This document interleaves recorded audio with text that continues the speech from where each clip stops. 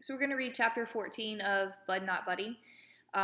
When we last read, uh, Bud had tried to go to Grand Rapids maybe, and he got Mr. Lewis got him, brought him back to his house. He had breakfast, and then Mr. Lewis brought him back to Grand Rapids, and Bud was finally going to see his dad, and he confronted his dad, and he's like, "You're not my son." And who he thought his dad was actually a lot older, and I don't think he expected that. So Bud actually had gone to breakfast with all the guys from the band that his dad was in. So when we got into the restaurant, I could see that it was someone's living room that they'd set about 10 card tables and some folding chairs in. Every table but one was filled, and there were 5 or 6 people standing in the doorway waiting to sit down. We said, "Excuse us," and walked right past. Then the smell of the place got into our nose, and I could tell why folks were lining up to get in. I closed my eyes, and I took in a big snort of air. It was like someone took an old pot and poured about 100 gallons of hot apple cider and 100 gallons of hot coffee into it, then stirred 8 or 9 sweet potato pies, crust and all, into that. Then let 6 big steamy meatloafs float on top of all that. Then threw in a couple of handfuls of smashed potatoes, then boiled the whole thing on high. This must be exactly how heaven smells. I could tell by the smell that Mr. Jimmy was telling the truth when he said this was the best restaurant in Grand Rapids. Shucks, I've never eaten in one before, but I'd say this was the best restaurant in the world. I'd opened my eyes because the smell was starting to get me dizzy. On the other side of the room, Herman E. Calloway was sitting at the table with Mr. Jimmy and a woman. Steady Eddie pointed at the only empty table, one that had a sign saying "Reserved NBC" on top of it, and said, "That's where we're at. Over there, Bud. NBC stands for Nobody But Calloway." Mr. C changes the name of the band so much that no one can keep up with the new names, so they call us NBC, so they don't have to change the sign. Before I could sit down with them, Mr. Jimmy saw us and said, "Here they are," and pointed at me and waved for me to come over to their table. Shucks, I'd rather sit with the band than with Herman E. Calloway. It would be hard to have a good time eating if you looked up and saw him every time you took a bite. The thug said, "Remember what I said?" pointed at the top of his head, and acted like he was smacking some kisses. I walked to the other table. Mr. Jimmy said, "Bud, this here's Miss Thomas. She's our vocal stylist." She could tell I didn't know what that meant, so she said, "I'm the singer, honey." I said, "Pleased to meet you, ma'am." She laughed and stuck out her hand for me to shake. There were about 9 diamond rings on just her right hand. She said, "Oh my, a gentleman. I'm pleased to make your acquaintance as well." Then she took all those ringed up fingers and rubbed them across my cheek, held my chin and said, "Come here, child," and pulled my face up close to hers. Uh-oh. I twisted up my face to get ready for a kiss, but instead she looked real close at me and said, "What's this, baby?" She rubbed her fingers over a couple of sting spots that I'd been scratching. For a second, I was going to tell her they were vampire bites, but something told me to tell the truth this time. I said, "That's just some hornet stings, ma'am. I got bit up when the Amoses locked me in their shed." It was her turn to twist her face up. "When who locked you up in what shed?" They were the people the home was paying to look after me. I got bit by their fish head guards. I don't know what fish head guards are, do you? I showed the woman the bite on my hand. I was surprised to see it was puffing out from pus. "My Lord," she said. "Herman, this child's hand is infected. None of you men notice how he looks." Herman E. Calloway said, "Talk to James. Far as I know, he's the only one who looked at the kid." Mr. Jimmy said, "Well, Grace, to be truthful, I did think the boy's face was a little swole up, but you know how dark it is in the cabin, and by God, there are some folks who just naturally have lopsided heads." She said, "Dark or not, even blind Lemon Jefferson could see something's wrong with this baby's eye. What happened here, Bud?" She touched underneath my eye as light as a feather. I said, "Well, ma'am, Todd Amos woke me up by shoving a pencil up my nose all the way to the R, and when I went to punch him, I slapped him instead, and it left a big welt on his cheek. So we put up our dukes and went at it, and it didn't take long before I knew I couldn't whip him, so I just curled up and fell down." I looked at Herman E. Calloway to make sure he was listening to the next part. I wanted to let him know that even though he was real mean, our minds thought about things the exact same way. I said, "I fell down, ma'am, 'cause the Lord give me the good sense to know when enough is enough." He acted like he didn't hear, so I kept talking to Miss Thomas.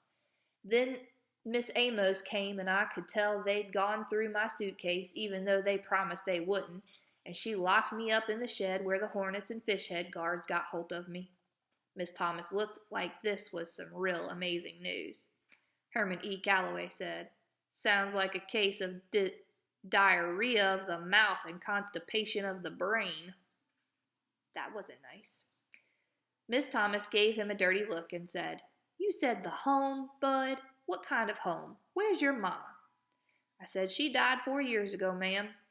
She put her hand on my shoulder and said, "I'm sorry, sweetheart. How about your daddy? Do you know where he is?" I said, "Yes, ma'am." She said, "Where is he, honey?"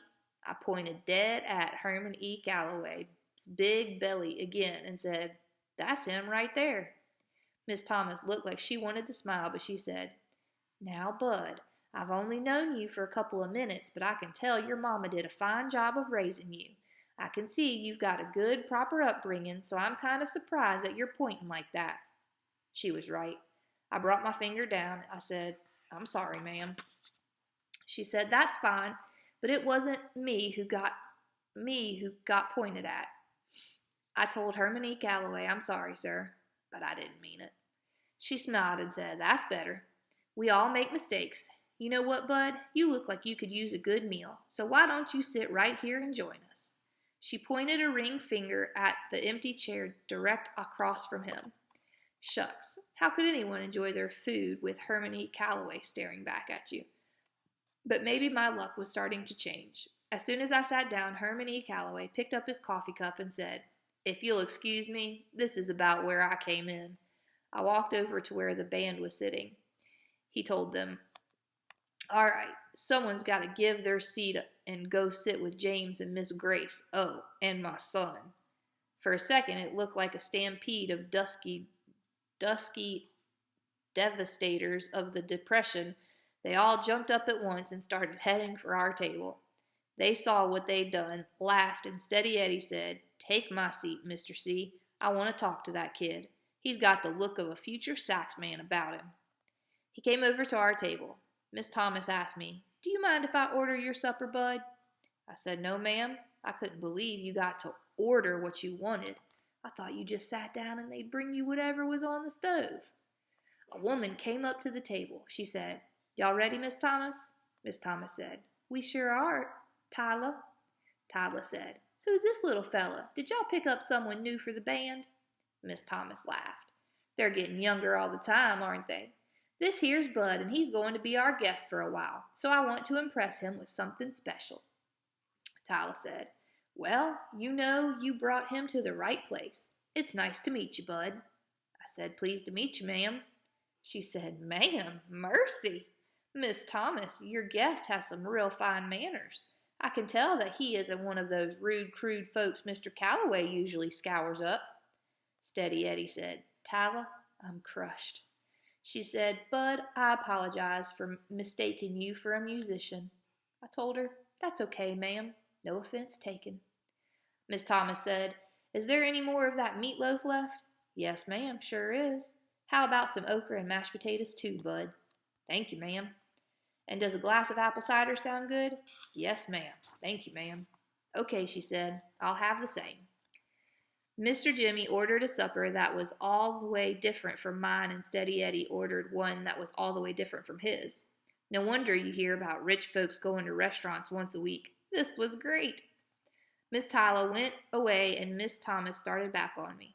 "Bud, I've got to let you know that I'm pretty sure that there's just no way Mr. C is your father. Tell me what gave you the idea he was." "My mother did, ma'am." Miss Thomas looked over at Mr. Jimmy real quick, then said, "Sweetheart, did you know a whole lot of people all over the state know Mr. C? Did you know he's pretty famous?" "No, ma'am." "Ah, well, you know what I think? I think maybe your mother heard him on the radio or heard somebody talking about him and saw the band somewhere and told you that Mr. C reminded her of your father and you misunderstood what she meant. Isn't that possible?" "I don't think so, ma'am." She looked at me for a second, then said, "Did she come right out and say your daddy is Herman E. Calloway, Bud?" "Well, almost, but not in words just like that." "Then tell me what the words were like, honey." Uh-oh. It was going to be hard to explain to Miss Thomas about mighty maples and hints from flyers. As long as I kept Herman E. Calloway being my father to myself, the whole thing made real good sense. But as soon as I tried to tell other folks about it, it seemed like maybe it was something some stupid kid had dreamed up, like it was wishing and hoping instead of something true and real. I looked down at my suitcase and said, "Well," and I could tell my luck was changing before I could say anything else. Miss Tyler was at our table with a tray. Miss Thomas reached across the table, patted my right hand, and said, "We'll talk tomorrow, Bud.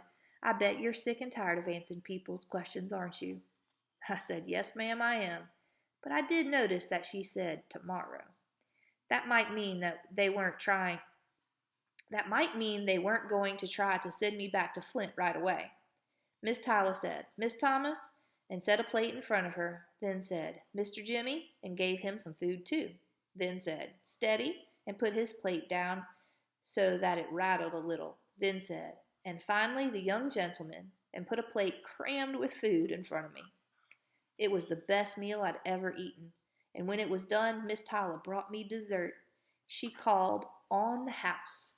It was a piece of warm, sweet potato pie with some white, fluffy stuff called whipped cream swooped all over the top of it.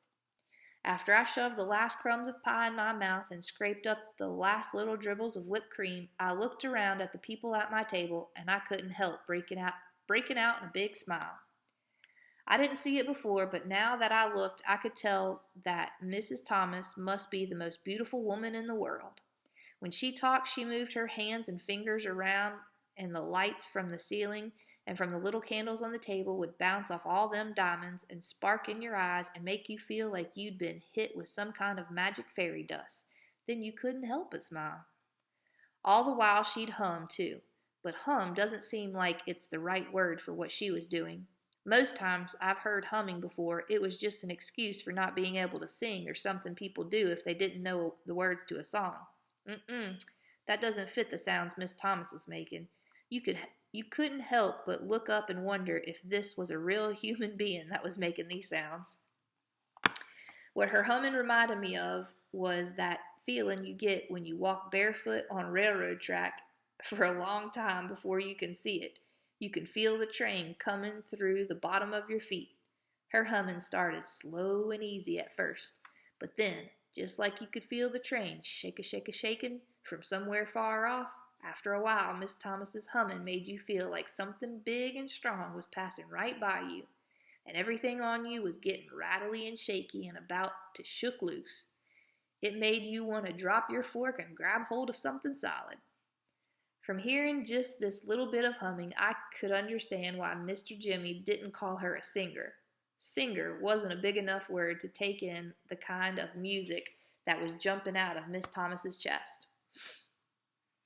And I didn't notice before how funny Mr. Jimmy was.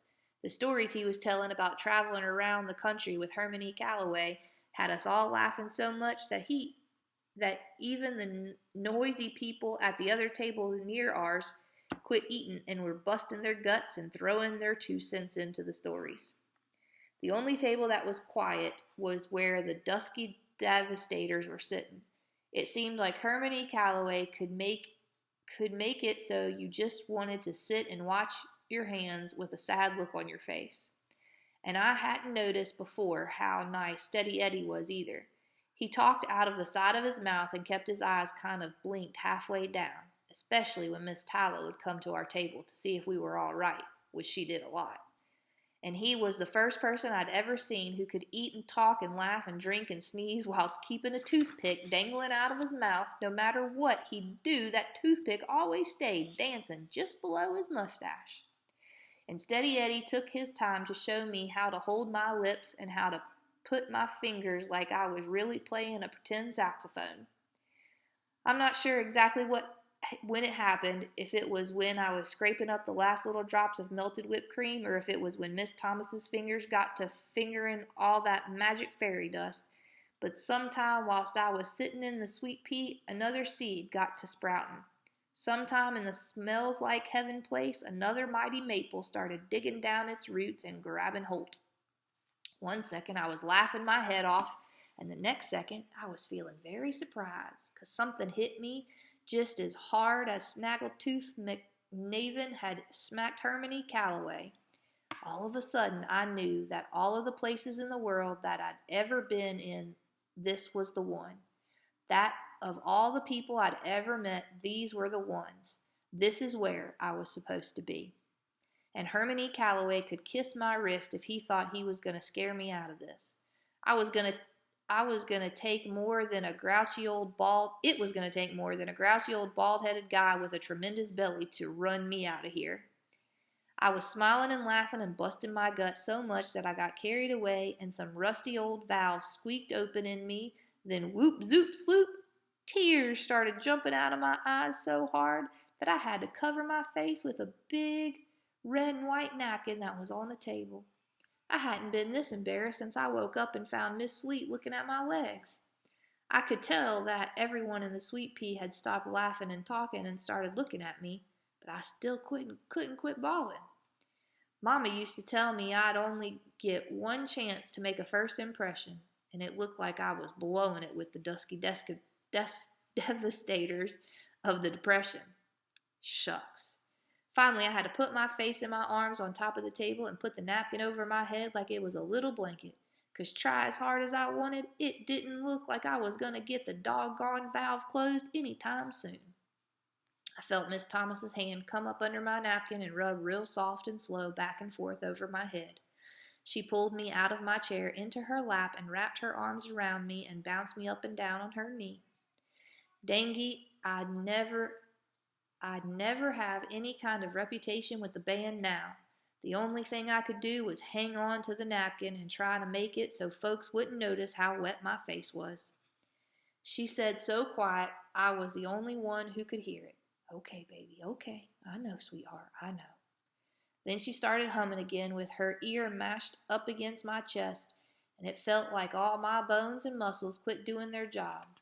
It felt like something as big as a steam locomotive engine was chugging right past my ear.